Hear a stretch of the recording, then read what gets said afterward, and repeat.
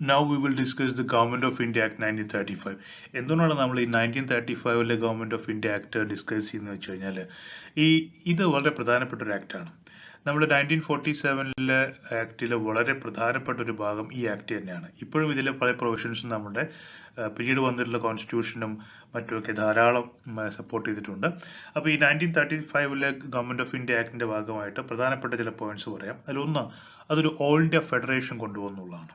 Okay, the Act provided for an all India federation comprising the British Indian provinces and Indian states. Indian statesum അതുപോലെ തന്നെ British Indian പ്രൊവിൻസസും ചേർത്ത് ഒരു all India federation കൊണ്ടുവന്നു. രണ്ടാമത്തത് provincial autonomy കൊണ്ടുവന്നു എന്നുള്ളതാണ്. എന്താണ് provincial autonomy? The provinces were allowed to act as autonomous units of administration in their defined spheres. അതായത് പ്രൊവിൻസസുകൾ, പ്രവിശ്യകൾക്ക് ഓട്ടോണമി, കൂടുതൽ സ്വയം പര്യാപ്തത കൊടുത്തു. അവർക്ക് അവരുടേതായിട്ടുള്ള റെസ്പോൺസിബിലിറ്റീസ് ഒക്കെ നടത്താനുള്ള ഒരു ഓട്ടോണമി. ഇത് നമ്മുടെ സ്റ്റേറ്റ്സിലൊക്കെ കാണുന്ന പോലെയുള്ള ഒരു സംഗതിയുടെ തുടക്കം 1935 തുടങ്ങുന്നത്. ഇനി ഡിവിഷൻ ഓഫ് സബ്ജക്ട്സ്, അതായത് സെൻട്രലും സ്റ്റേറ്റും തമ്മിൽ അധികാരം വിഭജിച്ചെടുക്കുന്ന ഒരു പതിവ് കൊണ്ടുവന്നു. അതിൽ 3 ലിസ്റ്റുകൾ ഉണ്ടാക്കി: federal list, provincial list, concurrent list. അതിൽ ഫെഡറലിൽ 59 ഐറ്റംസ് ഉണ്ടായിരുന്നു, രണ്ടാമത്തേതിൽ 54, മൂന്നാമത്തേതിൽ 36. ഫെഡറൽ ലിസ്റ്റ് എന്ന് പറയുമ്പോൾ സെൻട്രൽ ഗവൺമെന്റ് ആണ് അതിൽ ലെജിസ്ലേറ്റ് ചെയ്യുന്ന. പ്രൊവിൻഷ്യൽ ലിസ്റ്റ് ആകുമ്പോൾ അതിനകത്ത് സ്റ്റേറ്റ് ഗവൺമെന്റ് അല്ലെങ്കിൽ പ്രൊവിൻഷ്യൽ ഗവൺമെന്റ് ആണ്. കൺകറന്റ് എന്ന് പറയുമ്പോൾ ഈ രണ്ട് ഗവൺമെന്റുകൾക്കും താല്പര്യമുള്ള, അധികാരമുള്ള സബ്ജക്ട്സ് ആണ്. മറ്റൊന്ന് ഡയാർക്കിയാണ്. 1935 ആക്ട് പ്രകാരം it abolished diarchy at the provincial level and introduced it at the center. Direct എന്ന് പറയുമ്പോൾ നമ്മൾ നേരത്തെ കണ്ടു, 1919 റിഫോംസിൽ നമ്മൾ കണ്ടാണ്, ദ്വിഭരണമാണ്. റിസർവ് സബ്ജക്ട്സും ട്രാൻസ്ഫർ സബ്ജക്റ്റും വരുന്നു. അങ്ങനെ രണ്ട് രീതിയിൽ ഒരു എക്സിക്യൂട്ടീവ് ഭരിക്കുന്നു, മറ്റൊരു എലക്റ്റഡ് ഗവൺമെന്റ് വിഭാഗം അപ്പുറത്ത് ഭരിക്കുന്നു. അങ്ങനെ റിസർവ്ഡ് സബ്ജക്ട്സും ട്രാൻസ്ഫർ സബ്ജക്റ്റും എന്ന് പറയുന്ന രണ്ട് വിഭാഗങ്ങൾ ഉണ്ടാകുന്നു. അതിലെ റിസർവ് സബ്ജക്ട്സിൽ വരുന്നത് ഗവർണർ ജനറലിന്റെ കീഴിൽ ഉള്ള കമ്മിറ്റി, എക്സിക്യൂട്ടീവ് കൗൺസിലേഴ്സും മറ്റുമൊക്കെ ഉള്ളവര് ഭരിക്കുന്ന, അവരാണ് ആ കാര്യങ്ങൾ നോക്കുന്നത്. അപ്പൊ അതിനകത്ത് വളരെ പ്രധാനപ്പെട്ട സബ്ജക്ട്സ് അതിനകത്ത് വരുന്നത് റിലീജിയസ് അഫയേഴ്സ് വരും, ഡിഫൻസും അഡ്മിനിസ്ട്രേഷനും ഓഫ് ട്രൈബൽ ഏരിയാസ്, ഇതൊക്കെ വളരെ ഇമ്പോർട്ടൻ്റ് ആയിട്ടുള്ള എക്സ്റ്റേണൽ അഫയേഴ്സ് ഒക്കെ ഇതിൽ വരും. ട്രാൻസ്ഫർ സബ്ജക്ട് എന്ന് പറയുമ്പോൾ മിനിസ്റ്റേഴ്സ് ആണ്, തെരഞ്ഞെടുക്കപ്പെട്ട മിനിസ്റ്റേഴ്സ്, അവരാണ് ഈ കാര്യങ്ങളൊക്കെ നോക്കുന്നത്. വളരെ എഡ്യൂക്കേഷൻ പോലെയുള്ള കാര്യങ്ങളും മറ്റുമൊക്കെയാണ് അതിനകത്ത് വരുന്നത്. അപ്പൊ ഇങ്ങനെ രണ്ട് റിസർവ് സബ്ജക്റ്റും ട്രാൻസ്ഫർ സബ്ജക്റ്റും കൊണ്ടുവന്നു എന്നുള്ളത് ഗവൺമെന്റ് ഓഫ് ഇന്ത്യ ആക്ട് 1935 പ്രത്യേകതയാണ്. ഇതാണ് ഡയാർക്കി എന്നറിയപ്പെടുന്നത്.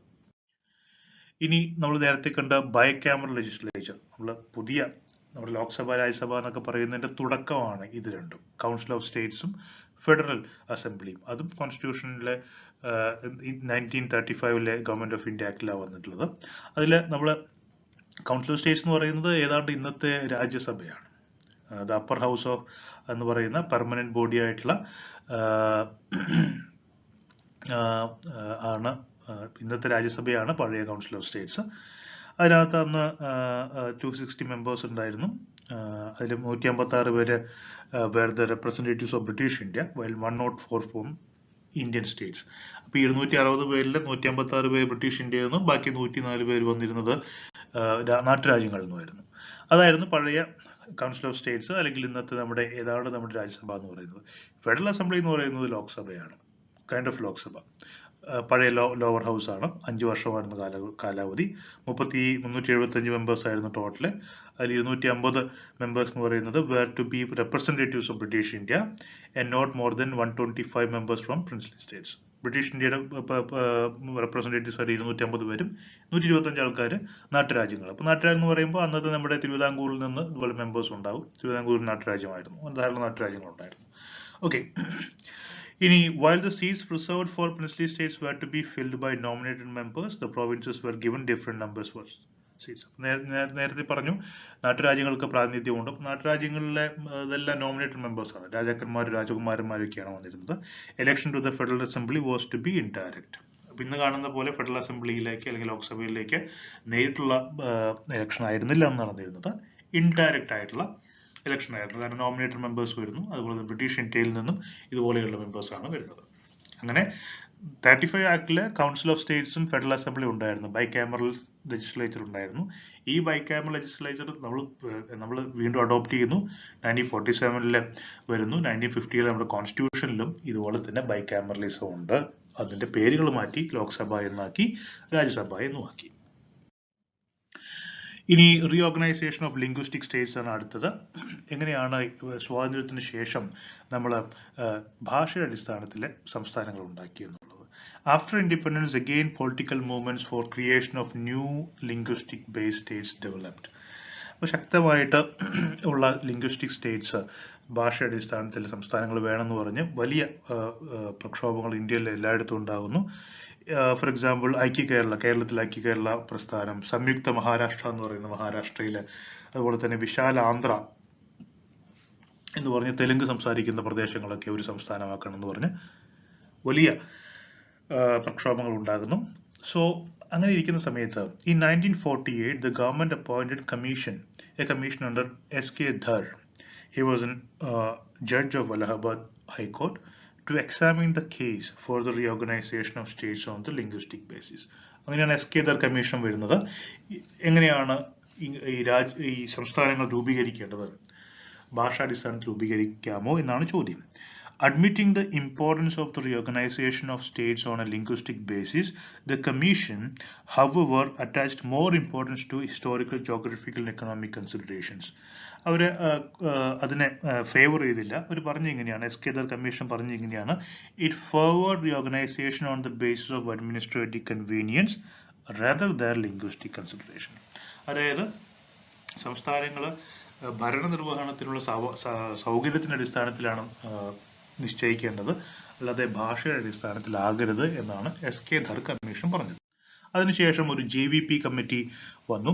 ആ JVP കമ്മിറ്റിയിൽ ജവഹർലാൽ നെഹ്റു, വല്ലഭായ് പട്ടേൽ, പട്ടാഭി സീതാരാമയ്യ, ഇത് 3 പേരുണ്ടായിരുന്നത്. അവര് ഇത് വീണ്ടും ഇതിനെക്കുറിച്ച് പഠിച്ചു. അത് 49 ഒരു റിപ്പോർട്ട് സബ്മിറ്റ് ചെയ്തു. അതിനകത്തും അവര് they dismissed the idea of reorganization on a linguistic basis.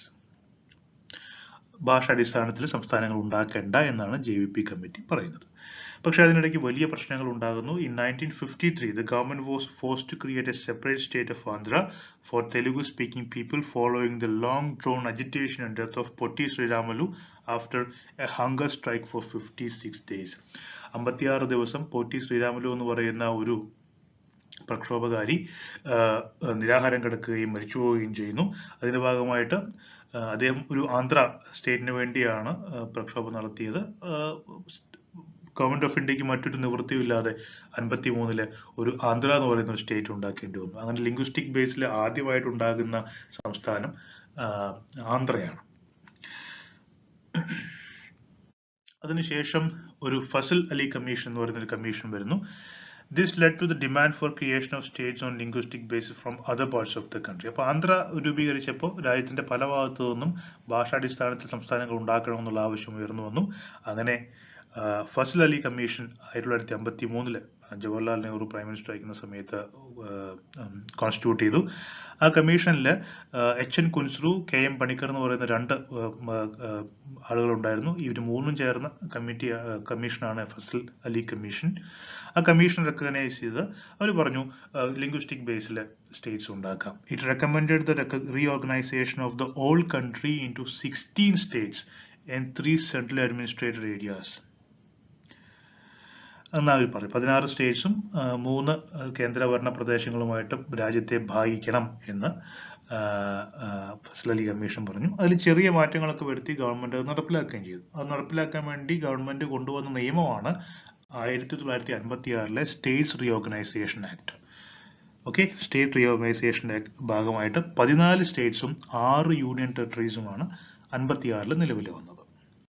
അതിന്റെ ഭാഗമായിട്ട് വന്നിട്ടുള്ള സ്റ്റേറ്റ്സ് ആണ് ആന്ധ്ര, ആസാം, ബീഹാർ, ബോംബെ, ജമ്മു ആൻഡ് കശ്മീർ, കേരള, മധ്യപ്രദേശ്, മദ്രാസ്, മൈസൂർ, ഒറീസ, പഞ്ചാബ്, രാജസ്ഥാൻ, ഉത്തർപ്രദേശ്, വെസ്റ്റ് ബംഗാൾ ഒക്കെ. അതുപോലെ തന്നെ യൂണിയൻ ടെറിട്ടറീസ് ആയിട്ടുള്ള ആൻഡമാൻ നിക്കോബാർ, ഡൽഹി, ഹിമാചൽ പ്രദേശ്, ലക്ഷദ്വീപ്, മിനിക്കോയ്, അമ്നിദ്വീപ്, മണിപ്പൂർ ആൻഡ് ത്രിപുര. ഈ മണിപ്പൂർ, ത്രിപുരയൊക്കെ നമുക്കറിയാം, പിന്നീട് സ്റ്റേറ്റ്സ് ആയി മാറിയെന്ന് നമുക്കറിയാം. ഓക്കെ.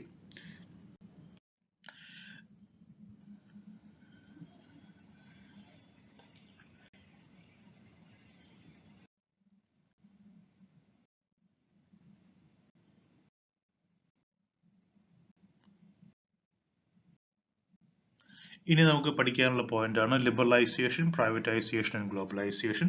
ഇതെല്ലാം ചേർത്ത് LPG എന്നാണ് അറിയപ്പെടുന്നത്. So the economy of India had undergone significant policy shifts in the beginning of the 1990s. 1990കളിൽ വലിയ മാറ്റമാണ് ഇന്ത്യൻ സമ്പദ് വ്യവസ്ഥയിൽ ഉണ്ടായത്. The new model of economic reforms is commonly known as LPG. ഒരു പുതിയ സാമ്പത്തിക പരിഷ്കരണം ഇന്ത്യയിൽ വന്നു. അത് അറിയപ്പെടുന്നത് ഈ LPG എന്നാണ്. LPG എന്ന് അറിയപ്പെടാൻ കാരണം ലിബറലൈസേഷൻ, പ്രൈവറ്റൈസേഷൻ, ഗ്ലോബലൈസേഷൻ. ലിബറലൈസേഷൻ എന്ന് പറഞ്ഞാൽ ഉദാരവൽക്കരണം, പ്രൈവറ്റൈസേഷൻ എന്ന് പറഞ്ഞാൽ സ്വകാര്യവൽക്കരണം, ഗ്ലോബലൈസേഷൻ ആഗോളവൽക്കരണം. ഈ മൂന്നും ചേർന്നൊരു മോഡലാണ് വരുന്നത്. And the primary objective of this model was to make the economy of India the fastest developing economy in the world. ഇപ്പോൾ ലോകത്തിലെ ഏറ്റവും കൂടുതൽ വളർച്ചയുള്ള സമ്പദ് വ്യവസ്ഥയാക്കിയിട്ട് ഇന്ത്യൻ സമ്പദ് വ്യവസ്ഥയെ മാറ്റുക എന്നായിരുന്നു ഉദ്ദേശം. A chain of reforms took place during this time. ഒരുപാട് റിഫോംസ് ഈ സമയത്ത് കൊണ്ടുവരുന്നുണ്ട്. These economic reforms had influenced the overall economic growth of the country in a significant manner. Okay. ഇനി എങ്ങനെയാണ് ലിബറലൈസേഷൻ, പ്രൈവറ്റൈസേഷൻ, ഗ്ലോബലൈസേഷൻ നടപ്പിൽ വരുത്തിയെന്ന് നോക്കാം. First we will discuss the liberalisation. So ഉദാരവൽക്കരണം. Liberalization refers to the slackening of government regulation. Government control, government regulations കുറയ്ക്കുക. ബിസിനസിനും എക്കോണമിയുടെ മുകളിലുള്ള സമ്പദ് വ്യവസ്ഥയുടെ മുകളിലുള്ള ഗവൺമെന്റിന്റെ നിയന്ത്രണങ്ങൾ കുറച്ചു കൊണ്ടുവരിക എന്നാണ് ലിബറലൈസേഷൻ കൊണ്ട് ഉദ്ദേശിക്കുന്നത്. The economic liberalization in India denotes the continuing financial reforms which began in July 24, 1991. Liberalization is commonly known as free trade. It implies removal of restrictions and barriers to free trade. Free trade ഉള്ള barriers എല്ലാം നീക്കുക, അതുപോലെ തന്നെ restrictions എല്ലാം കൊണ്ടുവന്ന് government restrictions ഏറ്റവും മിനിമലായി നിർത്തുക എന്നുള്ളതാണ് ലിബറലൈസേഷൻ കൊണ്ട് ഉദ്ദേശിക്കുന്നത്. India has taken many efforts for liberalisation. അപ്പോൾ ഇന്ത്യയിൽ ലിബറലൈസേഷൻ നടത്താൻ എന്തൊക്കെയാണ് ചെയ്തതെന്ന് നോക്കാം. ഒന്ന്, 1991 ഒരു പുതിയ സാമ്പത്തിക നയം കൊണ്ടുവന്നു. New economic policy of 1991. അതിന്റെ ഭാഗമായിട്ട് എന്തൊക്കെ ചെയ്തു? ടു അച്ചീവ് ഹയർ, എന്തിനാണ് ഇത് കൊണ്ടുവന്നു വെച്ച് കഴിഞ്ഞാൽ to achieve higher economic growth rate, to reduce inflation, to rebuild foreign exchange reserves. ഉയർന്ന തോതിലുള്ള നിരക്കിലുള്ള സാമ്പത്തിക വളർച്ച നേടുക, അതുപോലെ തന്നെ പണപ്പെരുപ്പം, ഇൻഫ്ലേഷൻ കുറയ്ക്കുക, അതുപോലെ തന്നെ നമ്മുടെ കാലിയായി പോയ ഫോറിൻ എക്സ്ചേഞ്ച് കൂടുതൽ ശക്തമായിട്ട് കൂടുതൽ ഫോറിൻ എക്സ്ചേഞ്ച് കൊണ്ടുവരിക. റിസർവുകൾ ഇല്ലാതെയായി പോകുന്നു, റിസർവ് കാലിയാകുന്ന ഒരവസ്ഥ ഉണ്ടായി 90കളുടെ തുടക്കത്തിൽ. അങ്ങനെയാണ് അത് കൂടുതൽ ഫോറിൻ ഇൻവെസ്റ്റ്മെന്റുകൾ കൊണ്ടുവരിക. ഇതൊക്കെയാണ് ന്യൂ എക്കണോമിക് പോളിസിയുടെ ഉദ്ദേശങ്ങൾ ഉണ്ടായിരുന്നത്. മറ്റൊന്ന് ഫെമ എന്ന് പറയുന്ന ആക്ട് കൊണ്ടുവന്നു, അതായത് ഫോറിൻ എക്സ്ചേഞ്ച് മാനേജ്മെന്റ് ആക്ട്. നേരത്തെ ഉണ്ടായിരുന്ന ഫോറിൻ എക്സ്ചേഞ്ച് റെഗുലേഷൻ ആക്ട് മാറ്റിയിട്ട് ഫെമ കൊണ്ടുവന്നു, ഫോറിൻ എക്സ്ചേഞ്ച് മാനേജ്മെന്റ് ആക്ട് കൊണ്ടുവന്നു. The enactment has incorporated clauses which have facilitated easy entry of MNCs. അങ്ങനെ ഈ ഫോറിൻ എക്സ്ചേഞ്ച് മാനേജ്മെന്റ് ആക്ട് വന്നപ്പോൾ പുറത്തുനിന്നുള്ള മൾട്ടിനാഷണൽ കമ്പനീസ്, MNCs, ബഹുരാഷ്ട്ര കമ്പനികൾക്ക് ഇന്ത്യയിലേക്ക് വരാനും ഇവിടുത്തെ കമ്പനികളുമായിട്ട് കൊളാബറേറ്റ് ചെയ്യാനുമുള്ള സൗകര്യങ്ങൾ കൂടി. അപ്പോൾ അതിന്റെ ഭാഗമായിട്ട് ജോയിന്റ് വെഞ്ചേഴ്സ് വിത്ത് ഫോറിൻ കമ്പനീസ്, വിദേശ കമ്പനികൾ വന്ന് ഇവിടുത്തെ നമ്മുടെ ഇന്ത്യൻ കമ്പനികളുമായിട്ട് ജോയിന്റ് വെഞ്ചേഴ്സ് തുടങ്ങി. ഉദാഹരണമാണ് TVS Suzuki. Reduction of import tariffs, ഇറക്കുമതി ചുങ്കം കുറച്ചു. റിമൂവൽ ഓഫ് എക്സ്പോർട്ട് സബ്സിഡീസ് കയറ്റുമതി സബ്സിഡീസ് എല്ലാം എടുത്തു മാറ്റി. Full convertibility of rupee on current account ബേസിൽ ഫുൾ കൺവേർട്ടബിലിറ്റി, ഇന്ത്യൻ റുപ്പിയുടെ ഫുൾ കൺവേർട്ടബിലിറ്റി നേരത്തെ ഉണ്ടായിരുന്നില്ല, അത് കൊണ്ടുവന്നു. Encouraging foreign direct investments, FDI, foreign direct investment, അതായത് നേരിട്ടുള്ള വിദേശ നിക്ഷേപം കൂടുതൽ സ്വീകരിക്കാൻ തുടങ്ങി. ഇതൊന്നും നേരത്തെ ഉണ്ടായിരുന്നില്ല. The effect of liberalization is that the companies of developing countries are facing a tough competition from powerful corporations of developed countries. The local communities are exploited by multinational companies on account of the removal of the regulations governing the activities of MNCs. ഇതൊക്കെയാണ് ഫെമയുടെ ഭാഗമായിട്ട്, foreign exchange management ആക്ടിന്റെ ഭാഗമായിട്ട് നമ്മൾ ചെയ്ത പ്രധാനപ്പെട്ട കാര്യങ്ങൾ. 5 കാര്യങ്ങൾ ഓർത്തുവെക്കുക. Joint ventures വന്നു, reduction of import tariffs, removal of export subsidies, full convertibility of rupee on current account, encouraging foreign direct investment. ഇതിൻ്റെ ഭാഗമായിട്ട് ചില നെഗറ്റീവ് കാര്യങ്ങൾ ഉണ്ടായിട്ടുണ്ട്. കാരണം വലിയ ബഹുരാഷ്ട്ര കുത്തകൾ വരുന്ന സമയത്ത് തീർച്ചയായിട്ടും നമ്മുടെ നാട്ടിലുള്ള നമ്മുടെ ഇന്ത്യൻ കമ്പനികൾക്ക് സ്ട്രഗിൾ ചെയ്യേണ്ടി വരും. അതും ആ സമയത്ത് ഉണ്ടായിട്ടുണ്ട്. അടുത്തത് പ്രൈവറ്റൈസേഷൻ ആണ്, അല്ലെങ്കിൽ സ്വകാര്യവൽക്കരണമാണ്. And privatisation refers to the participation of private entities in businesses and services and transfer of ownership from public sector to the private sector as well. അപ്പോൾ കൂടുതൽ സ്വകാര്യവൽക്കരണം നടത്തുക, അല്ലെങ്കിൽ കൂടുതൽ പ്രൈവറ്റ് കമ്പനികൾക്ക് പ്രാതിനിധ്യം കൊടുക്കുക, പബ്ലിക് കമ്പനികൾ കൂടുതലും പ്രൈവറ്റ് കമ്പനികളാക്കി മാറ്റുക, ഇത്തരം കാര്യങ്ങളൊക്കെയാണ് പ്രൈവറ്റൈസേഷനിൽ വരുന്നത്.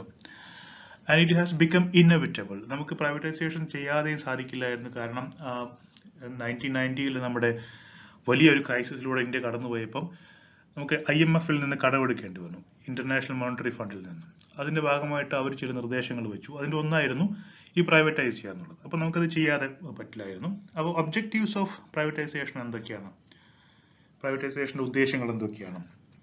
To strengthen the private sector, government to concentrate on areas like education and infrastructure. ഇപ്പോൾ ഗവൺമെന്റ് പ്രധാനപ്പെട്ട പല മേഖലകളിൽ നിന്ന് മാറി എഡ്യൂക്കേഷൻ ഇൻഫ്രാസ്ട്രക്ചറിലൊക്കെ കോൺസെൻട്രേറ്റ് ചെയ്യുക, പല പൊതുമേഖലാ കാര്യങ്ങളിൽ നിന്ന് മാറി അതൊക്കെ പ്രൈവറ്റ് മേഖലയ്ക്ക് കൊടുക്കുക.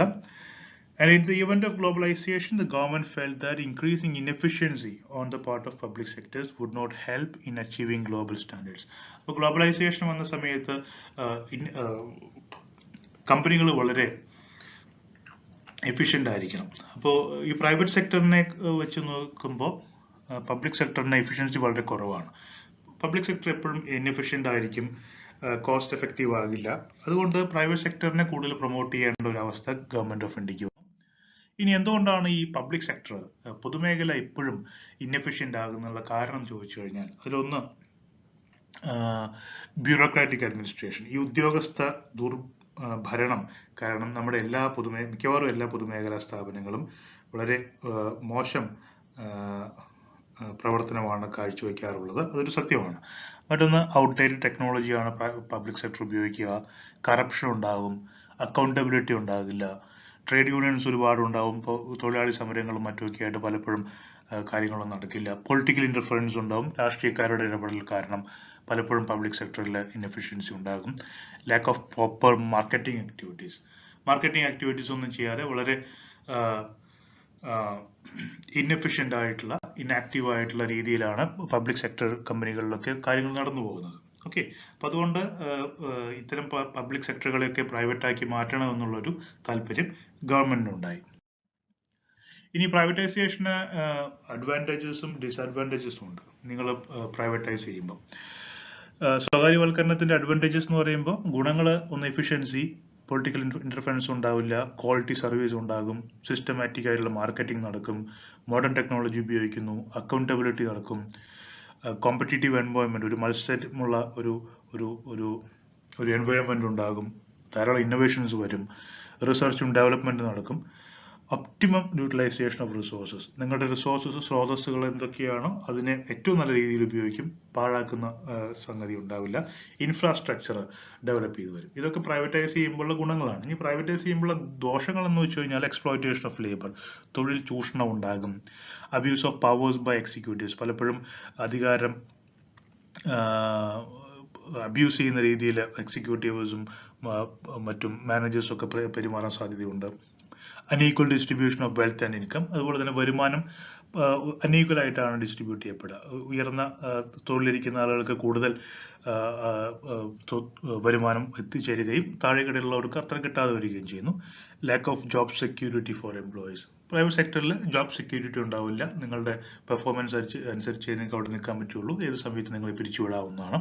അപ്പോൾ ഇതൊക്കെ പ്രൈവറ്റ് സെക്ടറിന്റെ ഡിസഡ്വാൻറ്റേജസ് ആണ്. അടുത്താണ് ഗ്ലോബലൈസേഷൻ അല്ലെങ്കിൽ ഗ്ലോബലൈസേഷൻ അല്ലെങ്കിൽ ആഗോളവൽക്കരണം. The term globalisation can be used in different context. എന്തൊക്കെയാണ് പ്രധാനമായിട്ടും ഗ്ലോബലൈസേഷൻ കൊണ്ട് ആഗോളവൽക്കരണം കൊണ്ട് ഉദ്ദേശിക്കുന്നത്? പ്രധാനപ്പെട്ട 3 പോയിന്റ്സ് ഇതാണ്.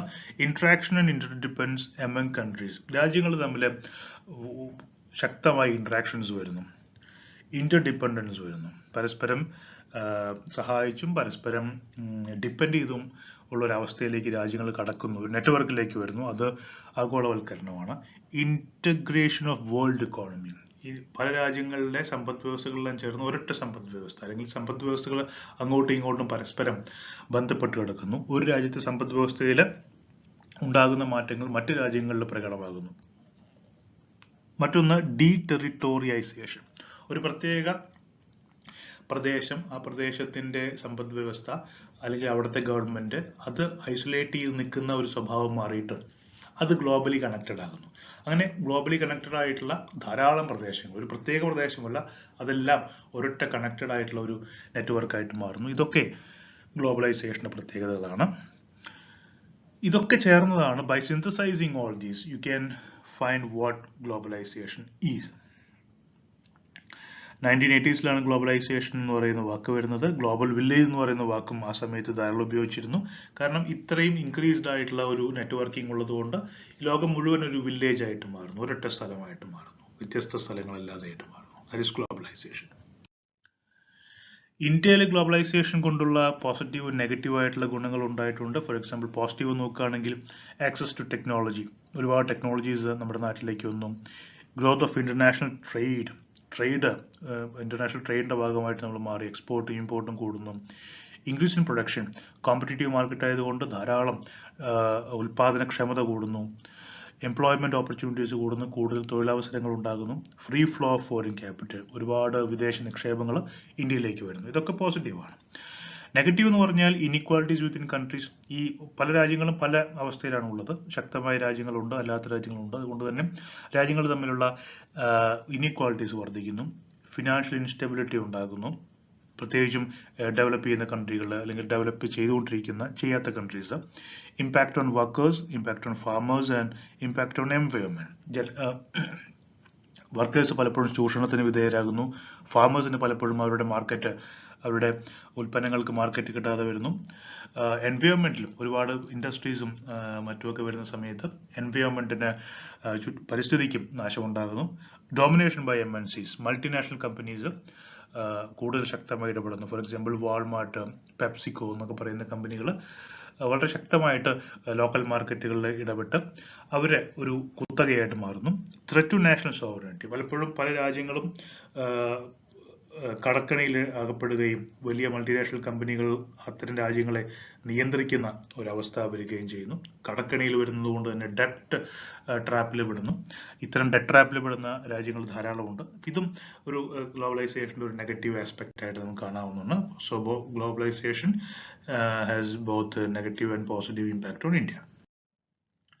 ഇനി LPG റിഫോം ഇന്ത്യയിൽ വരുന്നത് ഒരു പ്രത്യേക കാലഘട്ടത്തിലാണ്. നമ്മൾ നേരത്തെ പറഞ്ഞു, in 1991. 91 India experienced a balance of payment dilemma following the Gulf War and downfall of the Soviet Union. ഇപ്പോൾ സോവിയറ്റ് യൂണിയൻ തകരുന്നത് 91. അതുപോലെ തന്നെ ഗൾഫ് വാർ നടന്നുകൊണ്ടിരിക്കുന്നു. ഇതിന്റെ ഭാഗമായിട്ടോ ഒരു വലിയ ബാലൻസ് ഓഫ് പേയ്മെന്റ് ഇഷ്യൂ നമുക്ക് വരുന്നു. നമ്മുടെ ഇറക്കുമതി വളരെയധികം കൂടുകയും കയറ്റുമതി തീരെ ഇല്ലാതാവുകയും ചെയ്യുന്നു. നമുക്ക് നമ്മുടെ ഫോറിൻ കറൻസി റിസർവ്സ് എല്ലാം ഇല്ലാതെയാകുന്നു. അതെല്ലാം നമുക്ക് ചെലവഴിക്കേണ്ടി വരുന്നു. ഇങ്ങനെ വലിയൊരു പ്രതിസന്ധിയിലൂടെയാണ് 91 ആയപ്പോൾ ഇന്ത്യ കടന്നുപോയത്. അപ്പൊ അതിൽ നിന്ന് ഭാഗമായിട്ട് നമ്മൾ IMF-നെ സമീപിച്ചു. The country had to make a deposit of 47 tons of gold to the Bank of England and 20 tons to the Union Bank of Switzerland. അപ്പോൾ ബാങ്ക് ഓഫ് ഇംഗ്ലണ്ടിലും അതുപോലെ തന്നെ യൂണിയൻ ബാങ്ക് ഓഫ് സ്വിറ്റ്സർലാൻഡിലും 47ഉം 20ഉം വീതം ടണ്ണ്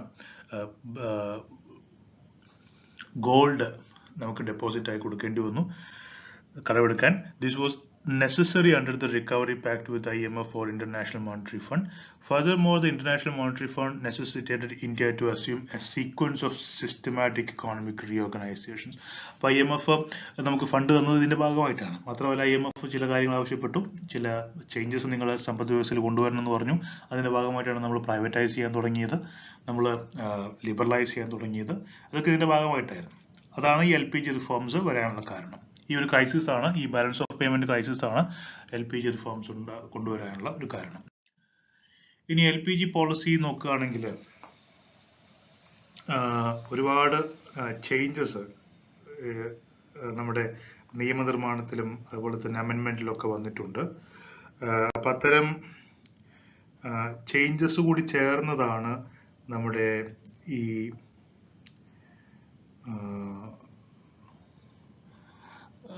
LPG പോളിസി എന്ന് പറയുന്നത്. അതിൽ ഫോറിൻ ടെക്നോളജി അഗ്രിമെന്റ്സ് നമ്മൾ ഒരുപാട് കൊണ്ടുവന്നു. പുറം രാജ്യങ്ങളിലും മറ്റുമൊക്കെ വരുന്ന ടെക്നോളജി അഗ്രിമെന്റ്സ് വന്നു.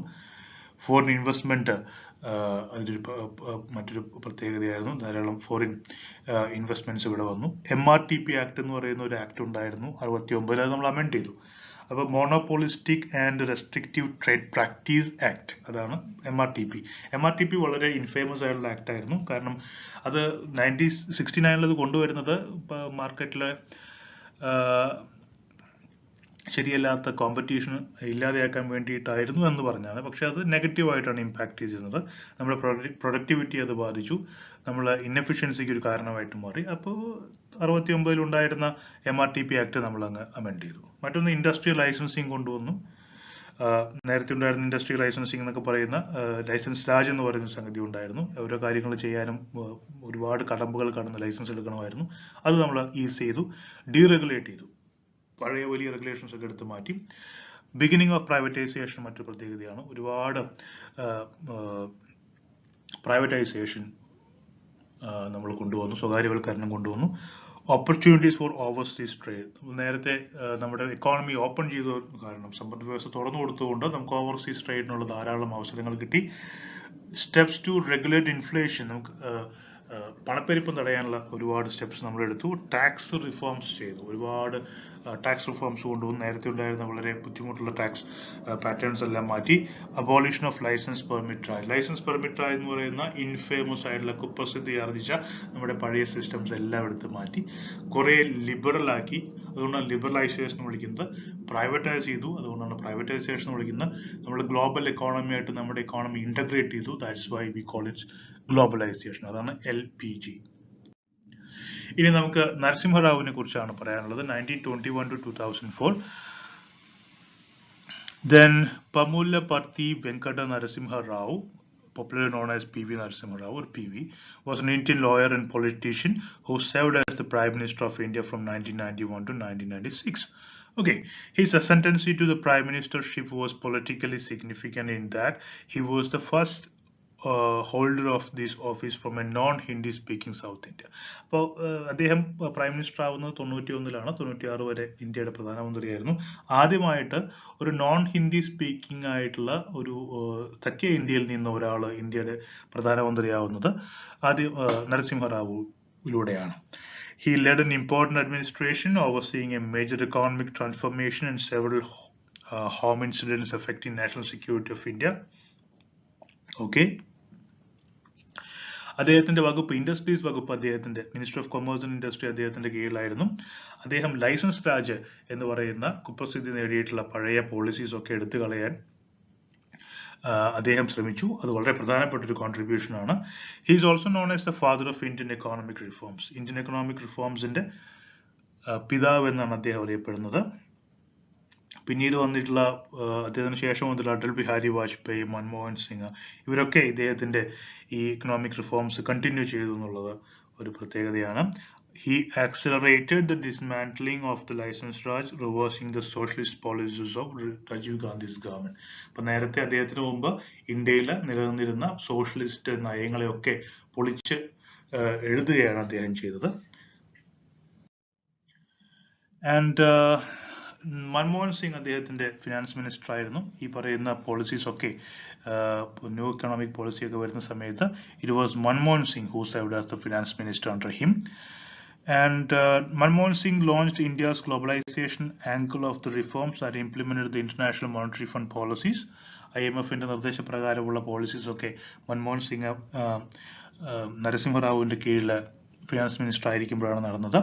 Rao was also referred to as the Chanakya for his ability to steer tough economic and political legislation through the parliament at a time when he headed a minority government. ഒരു minority ഗവൺമെന്റിലായിരുന്നു Narasimha Rao prime minister ആയിരുന്നത്.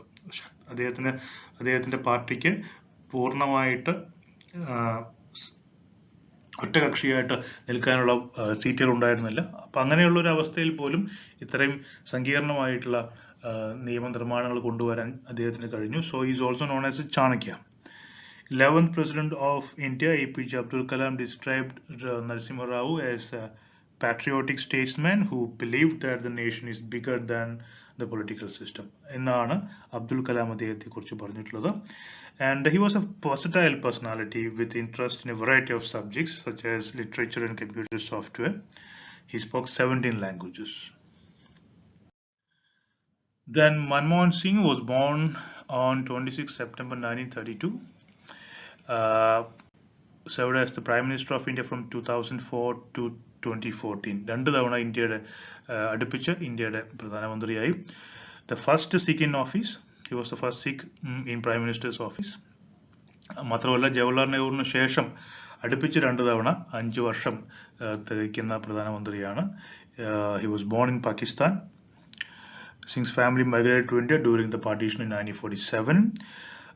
After obtaining his doctorate in economics from Oxford, Singh worked for the United Nations in 1966 to 69. Okay, then അദ്ദേഹം over the 70s and 60s 70കളിലും 80കളിലും അദ്ദേഹം ഒരുപാട് വ്യത്യസ്തങ്ങളായിട്ടുള്ള portfolios വഹിച്ചിട്ടുണ്ട്. Chief economic adviser ആയിരുന്നു government of ഇന്ത്യയുടെ, reserve bank governor ആയിരുന്നു. Okay, in 1991 as India faced a severe economic crisis, newly elected Prime Minister P.V. Narasimha Rao surprisingly inducted an apolitical Singh into the cabinet and finance minister. അപ്പോൾ surprisingly ആണ് 1991 നരസിംഹ റാവു മൻമോഹൻ സിംഗിനെ അദ്ദേഹത്തിന്റെ കീഴിലുള്ള അദ്ദേഹത്തിന്റെ ക്യാബിനറ്റിലെ മെമ്പറാക്കുകയും finance minister ആക്കുകയും ചെയ്യുന്നത്.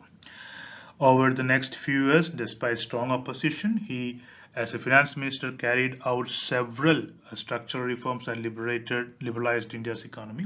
അതിനുശേഷം UPA 1, UPA 2 എന്ന് പറയുന്ന 2 ഗവൺമെന്റുകളിൽ അദ്ദേഹം പ്രൈം മിനിസ്റ്ററായി. UPA 1ന്റെ സമയത്ത് അദ്ദേഹത്തിന്റെ പോളിസീസ്, അവർ കൊണ്ടുവന്ന പോളിസീസ് ആയിരുന്നു റൂറൽ ഹെൽത്ത് മിഷൻ, അതുപോലെ ഇന്നത്തെ ആധാറിന്റെ തുടക്കം UID, യൂണീക്ക് ഐഡന്റിഫിക്കേഷൻ അതോറിറ്റി, അതുപോലെ തന്നെ MGNRG ആയിട്ട് മാറിയ rural employment guarantee scheme, right to information act ഒക്കെ UPA 1ന്റെ ആണ്.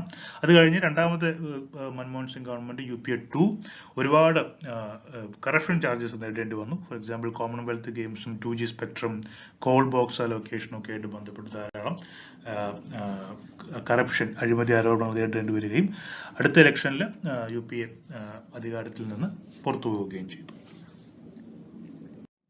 Thank you.